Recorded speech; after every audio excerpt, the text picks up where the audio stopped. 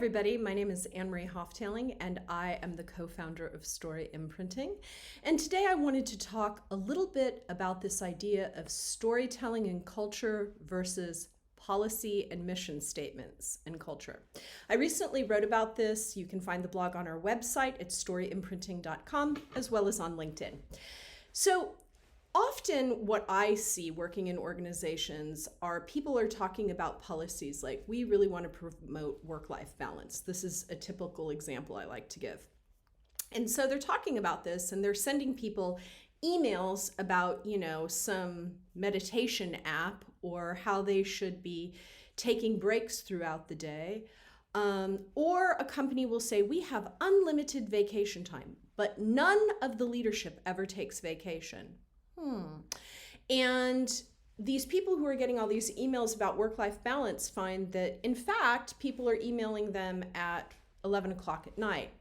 So what's happening is the story doesn't match the policy, and inevitably the story always wins. That is the reflection of actual culture, not a policy, not a mission statement, not a value statement, not a vision, but what's actually happening. I used to be always sort of saddened when I would hear women say, I was answering email, on my phone while I was in labor. This is not a thing to be proud about, people. This is not a thing we want to propagate. What we're saying is we don't really want you to be present for this singular monumental event in your life. We want you to answer emails instead. Is that really what we want to be propagating? I think the pandemic has really put us in this place where for the first time ever, we are really allowed to profoundly and deeply and meaningfully evaluate what it means to work, what it means to have a life, what it means to exist inside of these things in a holistic way.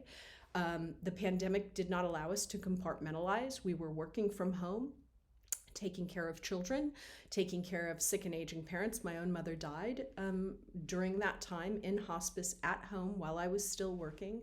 So this kind of conversion of these things has not allowed us sort of any longer this sort of environment to manufacture this sort of fake and inauthentic experience. So what I would say is it's not your policies that are going to define your culture. Pay attention to the stories people are sharing. If you go on Glassdoor, people are telling stories about what it was to work at your organization. When you leave a room, when you leave a company, when you leave a planet, all that remains are the stories that are left behind. And so whether it's about work-life balance, whether it's about DE&I, it doesn't matter. If you're just talking about it, if you're just creating policy around it, but that isn't aligning with people's lived experience and story, then what will be told and propagated is that story.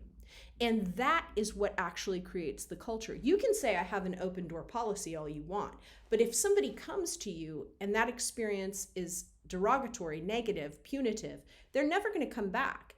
And your statement about how your open door policy is absolutely irrelevant.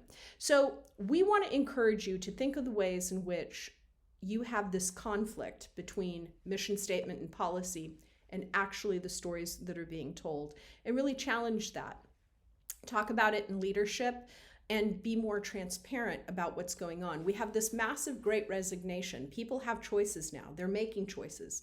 And I think it's really important to understand, if you want to create a powerful modern culture, your story has to align with these amorphous mission statements and visions and policies. So with that, I thank you for your time. I hope this was useful. Please feel free to drop any questions in the comments and continue to follow us. We look forward to seeing you soon.